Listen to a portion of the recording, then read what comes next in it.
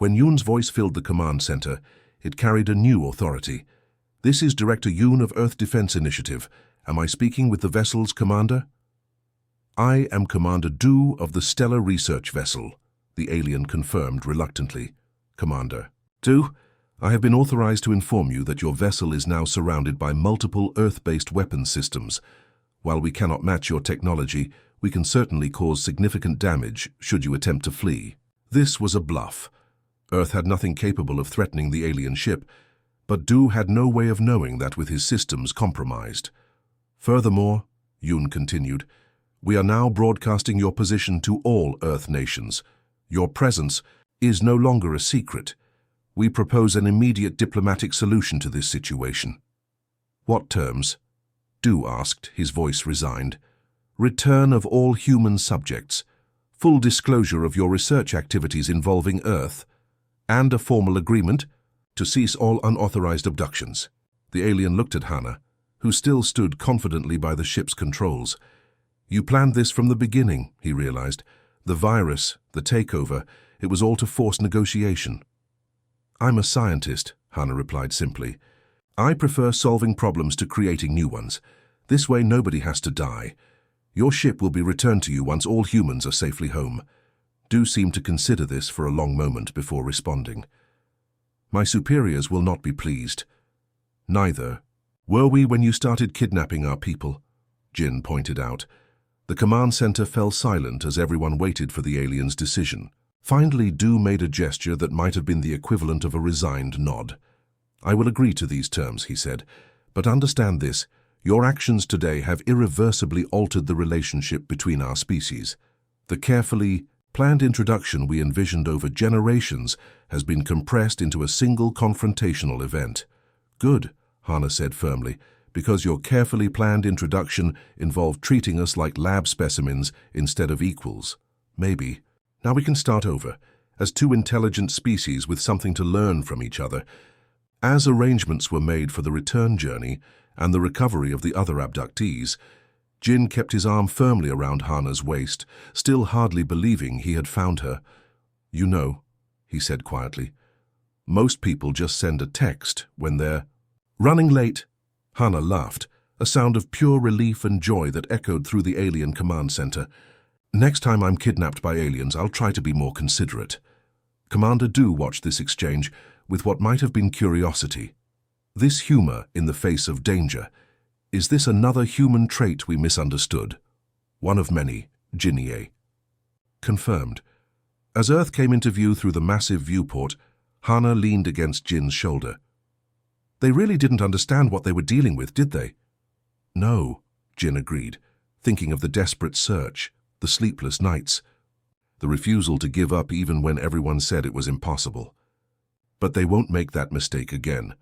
Across the galaxy, a new message began to spread among spacefaring races. Humans might look primitive, their technology might be unsophisticated, but underestimate them at your peril, especially when it comes to those they love. Jin nodded grimly. Their biggest mistake was thinking they knew us, thinking they knew Hannah. A soft beep came from Jin's transponder. He checked the display to find a new message, not coordinates this time, but a simple phrase that made him smile despite the tension. "Took you long enough." Jin moved through the alien vessel's strange corridors with single-minded focus, following the pulsing light on his transponder. Behind him, Taeho and June secured their path, occasionally stopping to stare in wonder at the bizarre architecture surrounding them. Organic curves blended with metallics, unlike anything on Earth, surfaces that seemed to respond to their presence. "This is incredible," whispered June, touching a wall that subtly changed color under his fingertips. "We could learn so much from this technology." "Stay focused," Jin reminded him. "We're here for Hannah, not a science expedition." The emergency. Lighting cast everything in an eerie red glow, making the already unfamiliar environment even more disorienting. Occasionally they passed alien crew members, most fleeing in the opposite direction, some trapped behind malfunctioning doors. None offered resistance. "They're scared," Taeho observed. "Look at them, they never expected to be boarded." "They never expected a lot of things," Jin replied grimly. The transponder led them toward what appeared to be the ship's central hub, a massive circular chamber with corridors branching off in all directions.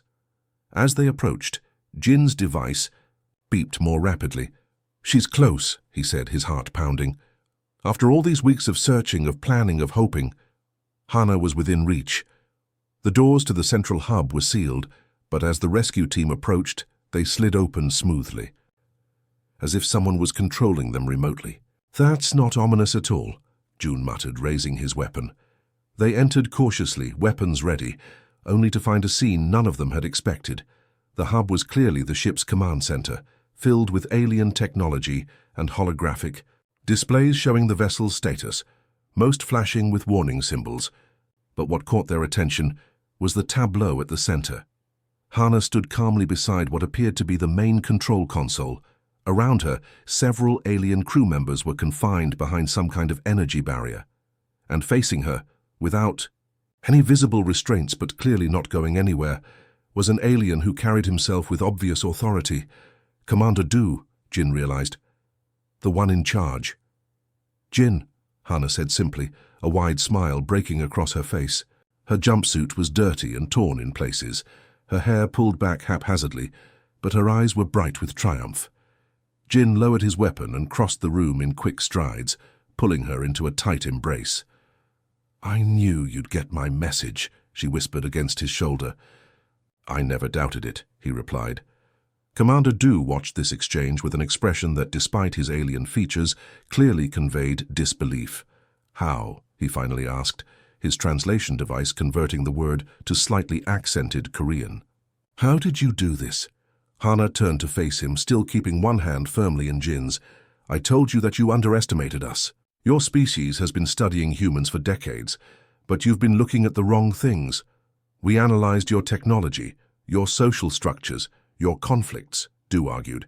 "Your species still fights over resources and territory. You pollute your own planet. Many of you still deny basic scientific facts." "All true," Hana acknowledged. "We're far from perfect. But there are things about us you failed to understand." "Like what?"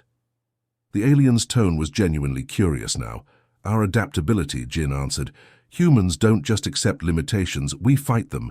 We see obstacles as challenges. And our connections to each other," Hana added. "When you took me, you didn't just abduct a test subject. You took someone's partner, someone's daughter, someone's friend. You created a problem that a lot of very motivated humans were determined to solve." The alien looked between them. "These emotional bonds. We observed them but classified them as evolutionary remnants, social tools for species survival." "They're much more than that," Hana said softly. "And they give us a strength your analysis couldn't measure." Director Yoon's voice suddenly came through Jin's communication device. "Status report. Have you located the target?" "Target secured," Jin replied. "The ship is under control." There was a brief pause before Yoon responded, his voice tight with disbelief. "Under control? You mean you've found a way to neutralize the threat?" Jin looked at Hana, who was already interfacing with the alien systems, through what appeared to be a neural connection she'd somehow established. "Not exactly. Hana has... well, she's taken over the ship." Another pause. "Say again?" "The alien vessel is under human control," Jin clarified, unable to keep a note of pride from his voice. Hana rewrote their operating systems and locked out the command crew. The revelation was met with stunned silence from Earth. Finally, Yoon spoke again. "Stand by for further instructions. This changes everything." While they waited, Jin turned back to Commander Do. "What was your plan? After studying Hana, what were you going to do with her?" The alien hesitated before answering. "Standard protocol for unique specimens is relocation to the primary research facility. Previous human subjects have been transferred there." "And the others you took? Where are they now?" Jin demanded. "Still at the facility," Du admitted. "The research is ongoing." Jin and Hana exchanged determined looks. "Not anymore," Hana declared. "Your ship's navigation system now has new coordinates, your research facility. We're going to free them." "That's impossible," Du protested. "The facility is heavily defended, and even if you could control this ship, you would be intercepted." Long before reaching it, Hana smiled. That's why we won't be going alone. She gestured to one of the holographic displays, which showed a transmission being broadcast on multiple frequencies. I've sent evidence of your abductions to every major government on Earth, along with the specifications for detecting your cloaking technology. As we speak, your presence is being revealed to the entire planet. Du's expression shifted to one of alarm. You don't understand what you're doing. Contact between our species was to be carefully managed over centuries, not forced in a moment of conflict. You forced it the moment you started taking people, Jin countered. Taeho approached cautiously. Sir, Director Yoon is requesting direct communication with the alien commander. Jin nodded. Put it through. And it's in trouble, Ghost noted, pointing to flickering lights along the alien vessel's hull. Look at those power fluctuations. Something's wrong with their systems. Jin smiled. That would be Hana. Aboard the alien ship, chaos reigned. Life support systems were failing in multiple sectors. Artificial gravity was fluctuating wildly. The command center was running on emergency power, with most controls non-responsive. We need to purge the entire system, Kai insisted desperately. A full purge would leave us dead in space for hours, Du countered. We'd be completely vulnerable. We already are, Kai shouted, his usual composure shattered. Look. He pointed to a secondary monitor showing an approaching object, small, crude by their standards, but undeniably moving with purpose. A human ship. Du couldn't hide his disbelief. How is that possible? Their technology is decades away from sustained spaceflight. Tae, who had been quietly monitoring internal sensors, spoke up. Sir, the test subject, she's no longer in her cell. Du's eyes widened. Find her. All security personnel, priority 1. But the ship's internal sensors were compromised. Communications were spotty, and most security drones had been disabled by Hana's virus. The commander of one of the most advanced vessels in the galaxy was effectively blind and rapidly losing control. Meanwhile, Hana moved confidently through the ship's corridors. Where she encountered crew members, they found themselves mysteriously locked in rooms or cut off by suddenly closing security doors. The virus gave her complete control over the ship's environmental systems, and she was using that power strategically. She made her way to an observation deck and looked out at the approaching Earth vessel. Somehow she knew Jin was on board.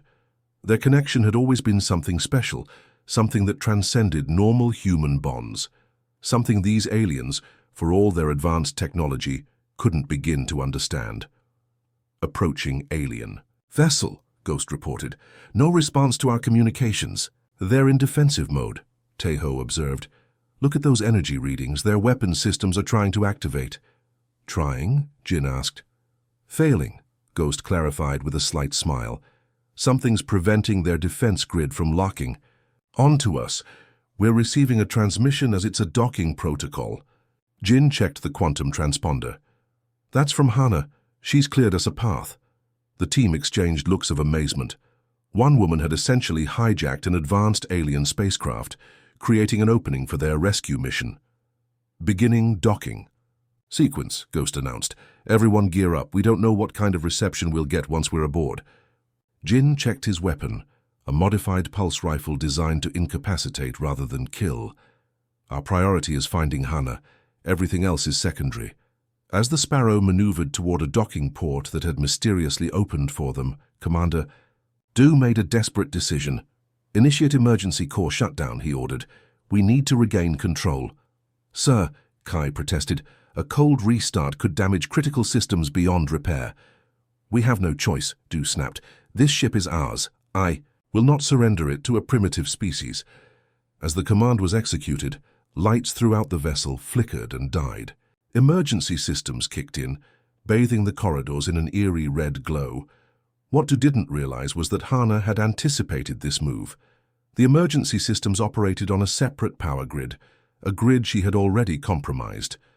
Even as the main systems went dark, her virus jumped to the backup computers, embedding itself even deeper. The Sparrow completed its docking procedure just as the alien ship went into emergency mode. Perfect timing, Jin muttered as he secured his helmet. Let's go get her. The airlock cycled and the rescue team stepped onto the alien vessel. the first humans to ever board an operational extraterrestrial craft. They were met not with armed resistance but with confusion, darkness, and the distant sounds of alarm klaxons. Jin checked the ship schematic Hana had transmitted.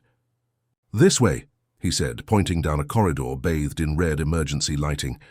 "She should be heading for the central hub." As they moved deeper into the ship, they encountered disoriented crew members who seemed more afraid of the humans than vice versa. Most fled at the sight of the boarding party. "They weren't expecting a fight," June observed. "They didn't think we could reach them." The director started to argue, but Lee intervened. "He's right, sir. Jin's connection to Hana is our best advantage, and he's not exactly civilian. His military intelligence background makes him more qualified than most." As they debated, more data continued streaming from the alien ship. Hana wasn't just sending them a map. She was sending them an invitation. Aboard the vessel, Hana was returned to her cell once again, this time with enhanced restraints. Commander Du personally oversaw her confinement. "Your efforts are futile," he told her. "Even if you've managed to contact your planet, there's nothing they can do. Your species lacks the technology to reach us." Hana looked up at him, a small smile playing on her lips. "You know what your biggest mistake has been? Not the abduction. Not the underestimation of my abilities. Your biggest mistake was assuming you know everything about us." She leaned forward slightly. "Humans have one quality your species seems to lack. When someone we love is taken from us, there is nothing, absolutely nothing, we won't do to get them back." For the first time, Commander Du felt something he'd never expected to feel regarding humans. Uncertainty. The prototype ship looked nothing like the sleek vessels in science fiction movies. It was bulky, asymmetrical, and frankly ugly. A big, cobbled-together collection of human and alien technology that seemed more likely to fall apart than actually fly. "We call it the Sparrow," Director Yoon explained, as Jin examined the craft inside the massive underground hangar. Small, unimpressive to look at, but surprisingly capable. Jin ran his hand along the hull. "And you're sure this thing can reach orbit?" "In theory," answered the chief engineer, a woman called Sun who spoke with the casual confidence of someone who had built impossible things before. "We've done unmanned tests to the edge of the atmosphere. The alien propulsion system works. The real question is whether the life support systems will hold." Jin nodded, taking in the cramped cockpit with its mixture of familiar airplane instrumentation and distinctly alien components. "When do we leave?" 22 hours, Director Yoon said. "We need time to prep the launch and upload the navigation data from Hana's transmissions." Jin shook his head firmly. "No. We go now. Look at this." He held up his tablet displaying the tracking system he'd built. "Their ship is changing position. They know we're coming."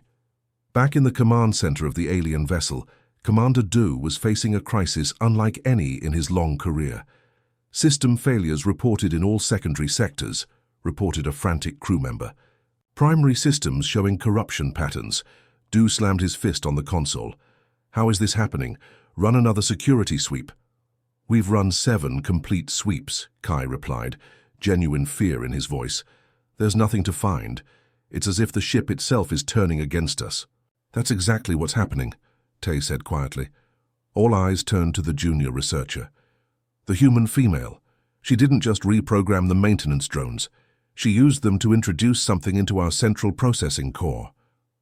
"Impossible," Kai dismissed. "The core is isolated from all external systems." "Not entirely," Tay countered. "The maintenance drones are designed to perform physical repairs on the core housing. They have limited access for diagnostic purposes." Understanding dawned on Do's face. "She turned them into carriers." "Yes," Tay confirmed. "She created what humans call a virus, a self-replicating code that spreads through system connections. But this is unlike anything in our records. It doesn't simply corrupt data or disable functions. It's learning." On the main screen, system after system flashed red as they fell under the control of Hana's creation. What the aliens couldn't comprehend was how quickly she had understood their technology, their programming language. They had studied humans for decades and concluded that even their best minds would need years to grasp even the basics of alien computer architecture. They had been catastrophically wrong. In her cell, Hana sat cross-legged on the floor, eyes closed, a slight smile on her face. The electronic restraints that had bound her wrists suddenly flickered and deactivated. The cell door slid open. No alarms sounded. Her virus had taken care of that. On Earth, final preparations for the Sparrow's launch were underway at a feverish pace. What should have taken nearly a day was being compressed into 2 hours. "This is insane," Lee muttered as she helped Jin into a modified flight suit. "The ship hasn't been properly tested. The launch sequence alone should take hours." "We don't have hours," Jin replied simply. He checked the small photographs he'd carefully tucked into his breast pocket. One of Hana, one of them together. Talismans for the journey ahead. Engineer Sun approached with a small metallic device. "This is the quantum transponder. It's tuned to the frequency of Hana's transmissions. If she sends anything else, you'll receive it directly." Jin nodded, securing the device to his suit. "One more thing," Director Yoon said, handing Jin a small black case. "This is Plan B." Jin opened it to find what looked like an oversized grenade. "What is it?" "We call it a pulse bomb, reverse-engineered from alien technology. It creates a localized electromagnetic pulse that should temporarily disable their systems without causing permanent damage." "Should?" Jin raised an eyebrow. Yoon's expression was grave. "We've never tested it on an actual alien vessel, but if rescue proves impossible..."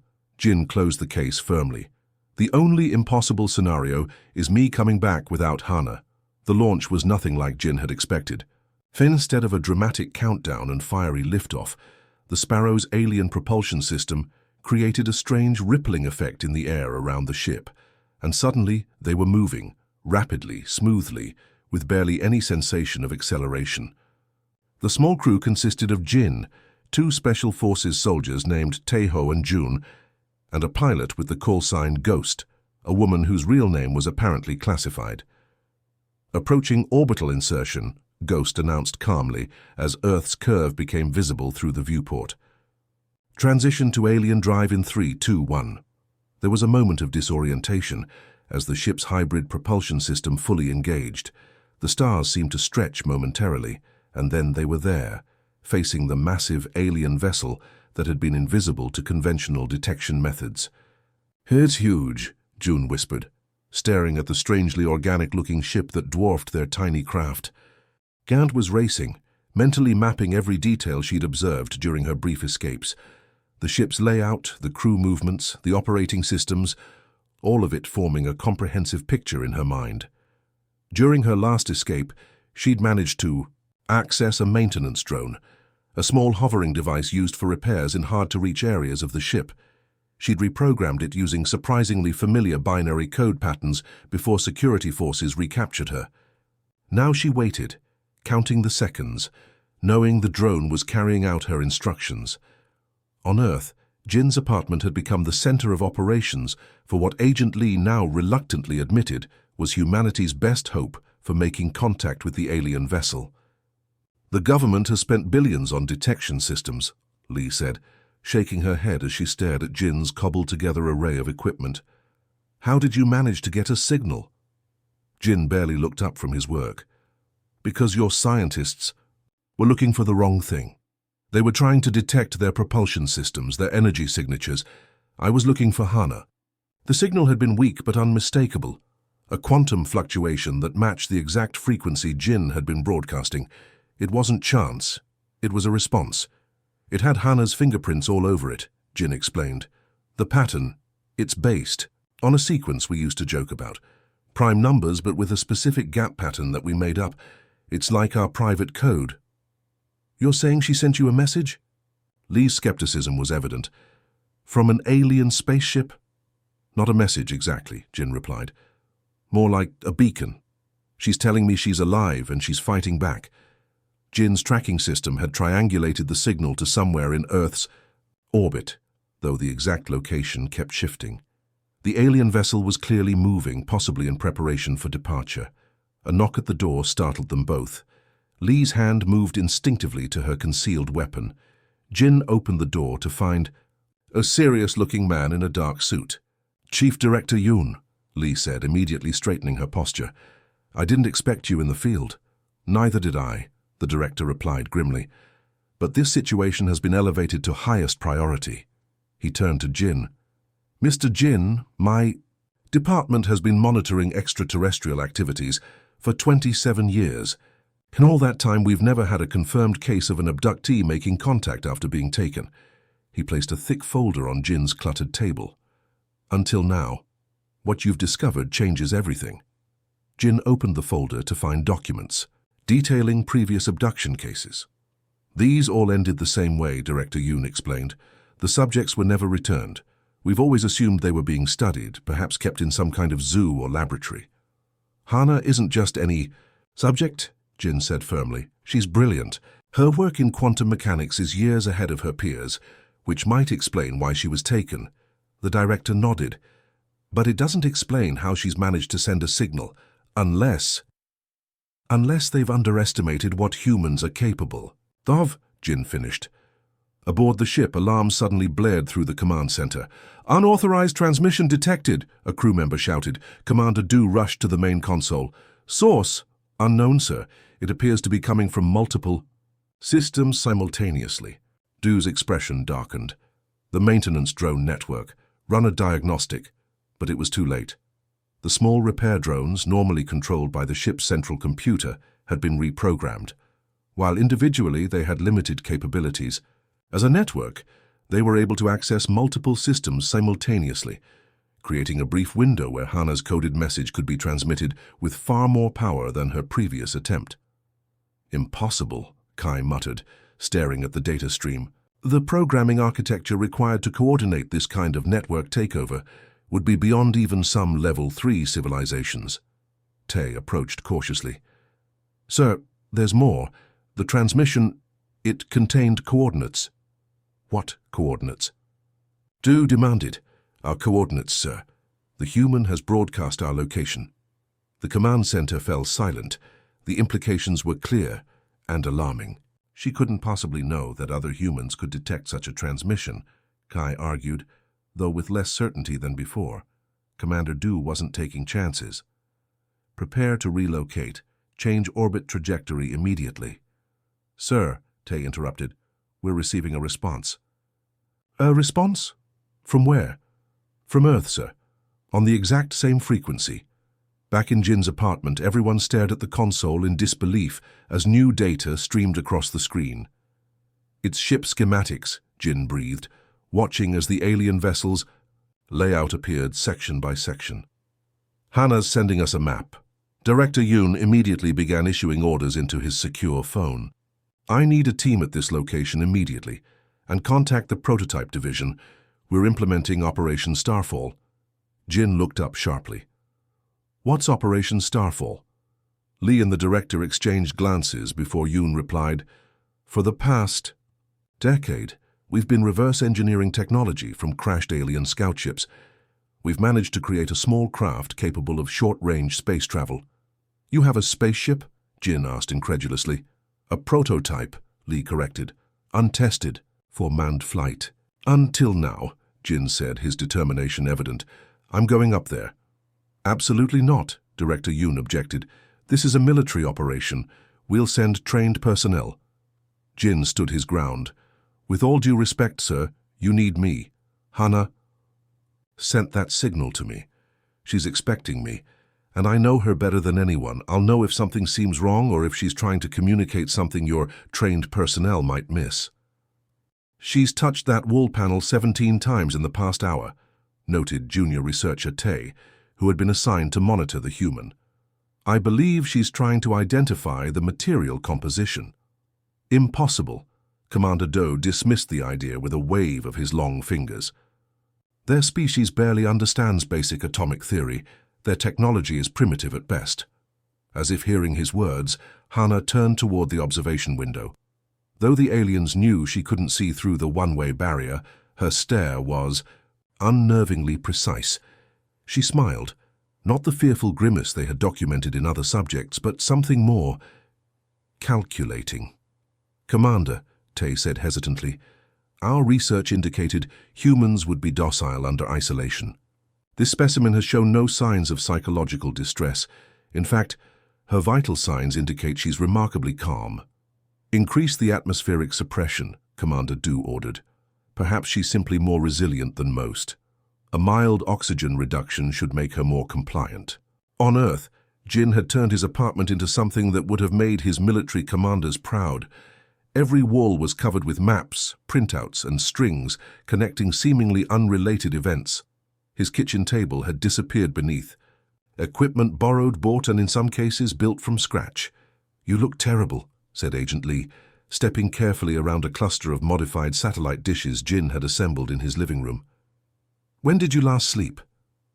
"Sleep is for people whose girlfriends haven't been abducted by aliens," Jin replied, not looking up from the circuit board he was soldering. "Did you bring what I asked for?" Lee placed a heavy case on the floor. "Military-grade tracking equipment, as requested. Though I still don't understand what you're hoping to accomplish. Our best scientists have been trying to detect their vessels for decades. Your scientists didn't have someone they love on board," Jin said simply. "And they didn't have these." He held up a small vial containing the metallic fragments he'd collected. "I've analyzed these particles. They're not just debris, they're components of some kind of cloaking technology.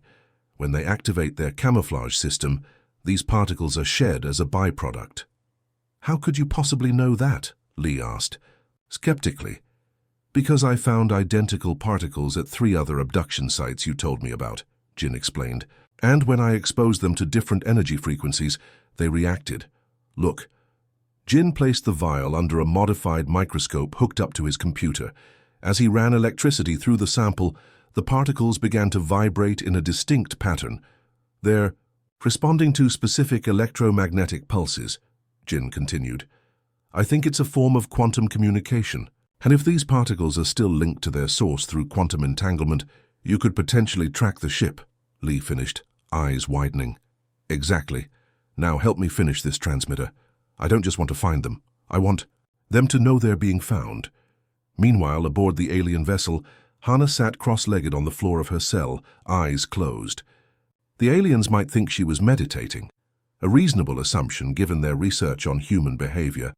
In reality, she was counting.